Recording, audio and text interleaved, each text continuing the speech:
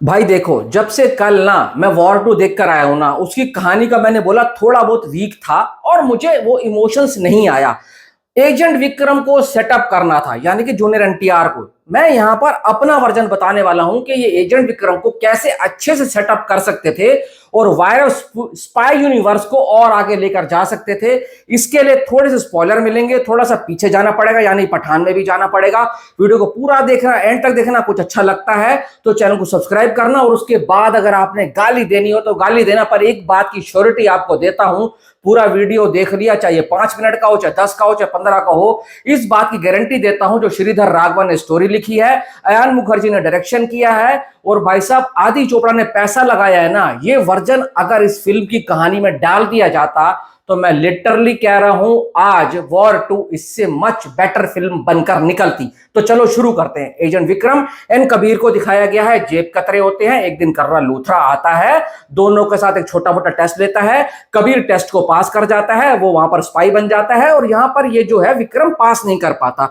Kabir already establish agent था, उसको यहां पर दिखाने की जरूरत नहीं थी, और ये जेब कतरे वाला सीक्वेंस डालने की बिल्कुल भी जरूरत नहीं थी। सिंपल बताता हूं, पठान देखी, जिम था। जिम क्यों विलन बना? क्योंकि देश ने उसका साथ नहीं दिया था, जबकि वो रॉ एजेंट था, बहुत तगड़ा वाला। अब मैं आपको बताता हूं बैकड्रॉप में कहानी जाती, मैं बोलूंगा बैकड्रॉप में जो कहानी जाएगी ना, फिल्म में कौन से सीक्वेंस के ऊपर जानी थी, उस प्लॉट में कहां फिक्स होनी थी, 2 जगह है, वो भी बताऊंगा। पहले तुम कहानी सुन लो, पहले मैं नरेट कर देता हूं। बैकड्रॉप में कहानी जाती, एक बाप है, बूढ़ा है, भाई साहब पुलिस में है, बॉम्ब स्क्वाड में है, अपने रिटायरमेंट लेने वाला है, मुश्किल से 2-4 महीने बचे हुए हैं। उसके 2 बेटे हैं, 18-18, 19-19 साल के।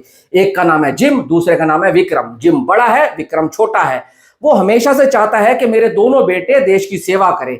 एक जाता है रॉ में, एक जाता है एसटीएफ में। वो क्यों एसटीएफ में जाता है? क्योंकि उसका बाप के साथ बहुत ज्यादा प्यार होता है, और हमेशा से हमने देखा है कि भाई किसी भी बच्चे का, किसी भी औलाद का ना, बाप पहला गुरु होता है, या पहला भाई साहब टीचर होता है। वो हमेशा से अपने बच्चों को यही शिक्षा देता था, कुछ भी हो जाए ईमानदारी छोड़ना मत, और अच्छे से रहना और देश की सेवा करना। जिम चला जाता है रॉ में, और यहां पर एजेंट विक्रम यानी कि एनटीआर चला जाता है किसमें? बॉम्ब स्क्वाड में। अब एक दिन क्या होता है, कॉल आता है कि भाई स्कूल के अंदर बॉम्ब है, और वहां पर उसका बाप जाता है बॉम्ब डिफ्यूज करने के लिए। बच्चों को बचा तो लेता है, पर वो बेचारा बॉम्ब डिफ्यूज करते करते खुद शहीद हो जाता है, पूरा घर बिखर जाता है। वहां पर एक मिशन चल रहा होता है जॉन इब्राहिम का, ऋतिक रोशन के साथ। उसको पता लग चुका है उसका बाप मर चुका है, पर वो अपने बाप की अर्थी को भाई साहब आग देने नहीं जा पा रहा। क्यों नहीं जा पा रहा? क्योंकि देश को उसकी जरूरत है।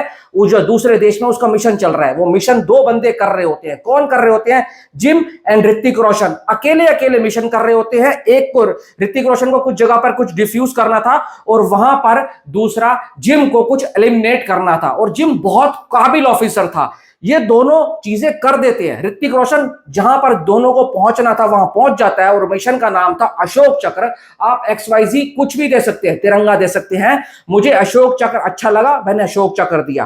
पर क्या होता है, कोई ना कोई रॉ में ही ऐसा बंदा होता है जो जिम की चुगली कर देता है, और जिम बेचारा फंस जाता है। जब जिम फंसता है तो जिम से सब कुछ पूछने की कोशिश की जाती है, और जिम भाई टूटता नहीं है, नहीं बताता। जिम को भी मार दिया जाता है, उसकी बाप बीबी को भी मार दिया जाता है, जो कि पेट से होती है, प्रेग्नेंट होती है। अब ये खबर जब पहुंचती है हिंदुस्तान में, एनटीआर जो कि एजेंट विक्रम है, जो ऑलरेडी एसटीएफ में है, उसकी एक इंटेंस ट्रेनिंग हो चुकी है, वो भी टूटता है। यहां उसकी मां सदमे से मर जाती है। तो जूनियर एनटीआर क्या करता है? जूनियर एनटीआर जाता है रॉ के ऑफिस में, बोलता है कम से कम मेरे भाई को सम्मान तो दिया जाए जिसने इतनी देश की सेवा करी। और वहां पर ऋतिक रोशन भी रॉ से भाई गुहार लगा रहा होता है, ऐसा करना ठीक नहीं है। पर क्या करा जाता है? रॉ की गाइडलाइंस पकड़ा जाती है कि भाई बोला जाता है यहां पर ऐसा ही होता है, कोई अगर एजेंट मर गया तो हम कभी स्वीकारेंगे नहीं कि वो हमारा एजेंट था। ऐसा रॉ की पॉलिसी है, ऐसा फिल्मों में दिखाया जाता है, पर वो कुछ कर नहीं पाते हैं। अब क्या होता है,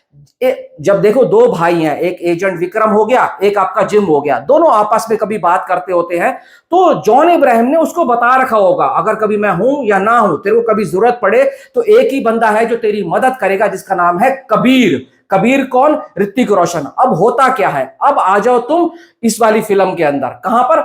वॉर के अंदर आपने देखा होगा यहां पर एक कली है जो कि देश के खिलाफ भाई साहब पंगे डाल रहा है। अब ऋतिक रोशन कली का साथ दिखाया है, पर बाहर से वो क्या होता है, कली के साथ तो होता है पर वो अपने देश के साथ होता है। अब ऋतिक रोशन को मिशन दिया जाता है कि देश में अलग अलग जगह पर तुम दहशत फैलाओ, बम फाड़ो, पर ऋतिक रोशन ऐसा कर नहीं सकता था, फिर भी बम फट रहे हैं, कुछ ना कुछ कहीं पर हो रहा है, लोग मर रहे हैं, कोई क्या हो रहा है, कोई क्या हो रहा है। अब ऋतिक रोशन हैरान है, ये कर कौन रहा है, काम तो मुझे दिया गया है पर मैं तो कर नहीं रहा हूं। अब हुआ क्या, इससे ऋतिक रोशन के खिलाफ हो गई रॉ कि भाई तू अपने ही देश के खिलाफ जा रहा है और ये कौन कर रहा है। ऋतिक रोशन अब दो चीजों में फंस जाता है कबीर कि एक ये कि जो कर रहा है उसको ढूंढ कर निकालना है और मुझे कैसे अपने देश को आने वाले खतरों से बचाना है। कैसे भी करके ऋतिक रोशन वो ढूंढ लेता है वो कौन कर रहा है, वो करता है अपना एजेंट विक्रम। अब एजेंट विक्रम क्यों कर रहा होता है, क्योंकि एजेंट विक्रम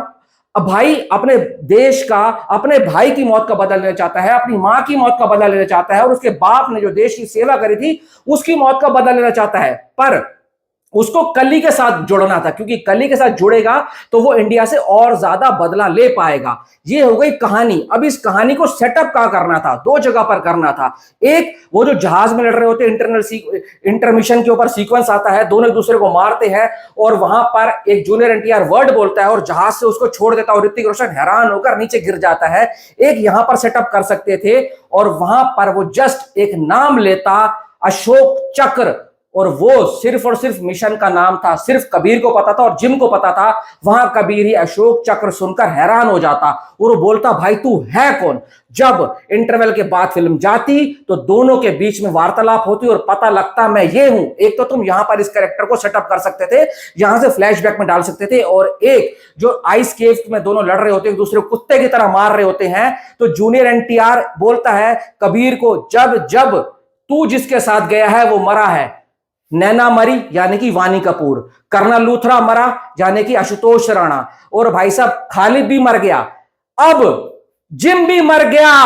यहां पर एक लाउड सी आवाज में एक जबरदस्त बीजीएम के साथ जिम का नाम लिया जाता और ऋतिक रोशन की आंखें फटी की फटी रह जाती। जूम कम के कैमरा ऋतिक रोशन के ऊपर जाता। ऋतिक रोशन कहता कि जिम को तू कैसे जानता है और तूने अशोक चक्र का कैसे नाम लिया था।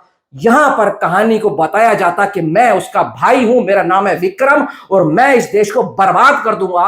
अब तुम बताओ, इस कहानी को इन दो जगह पर सेटअप कर देते और इसी कहानी को बताया जाता एजेंट विक्रम के कैरेक्टर के हिसाब से, तो बताओ वो जेब कतरे वाली कहानी बढ़िया थी या ये कहानी बढ़िया थी। अगर इस कहानी को ऐड कर दिया जाता वॉर 2 के अंदर तो आपका स्पाई यूनिवर्स भी सेटअप होता। यहां पर आपने जो जिम के कैरेक्टर को छोड़ा हुआ था उस कैरेक्टर को भी लेकर आ सकते थे और उसके भाई यानी कि विक्रम को भी घुसा सकते थे और फिर बाद में दोनों मिलकर देश के दुश्मनों को तो मारते हैं। इससे क्या होता कि कभी आपको जिम का भाई साहब एक स्पिन ऑफ बनाना है तो वो भी बना सकते थे ऋतिक, और ये स्पाई यूनिवर्स को आगे लेकर जा सकते थे। बहुत सिंपल वे में कहानी समझाई है, उम्मीद करता हूं आपको पसंद आ गई होगी। और यही दो जगह है जहां पर इस कहानी को सेटअप किया जा सकता था। यार मैं कौन हूं, एक आम इंसान हूं, बस 20-25 सालों से फिल्में देख रहा हूं। एक कहानी को देखने के बाद मैंने ऐसी कहानी लिख दी तो वो इतने बड़े बड़े राइटर क्या ये नहीं कर सकते थे? उनको यही जेब कतरे वाली कहानी मिली थी। ऐसी एक कहानी जब मैं डंकी देखकर आया था तो मैंने लिखी थी। आज भी वो मेरी कहानी मेरे दिमाग में है, कभी मौका मिले तो सुनाऊंगा। और नार बुला दिया मैंने वहां पर जो मैंने शाहरुख खान का कैरेक्टर लिखा था और एक सिंघम अगेन में देखकर आया था, उस कहानी को मैंने देखने के बाद लिखा था। मेरा अपना वर्जन कभी मौका मिला तो वो भी आपको सुनाएंगे। अगर आपको लगता है ये कहानी सॉलिड है तो लाइक मारो, नहीं लगता तो कोई दिक्कत नहीं। और हो सकता है तो श्रीधर राघवन के साथ वायरस को टैग करो ताकि आने वाली कहानियां सॉलिड हो सके। Thanks for watching.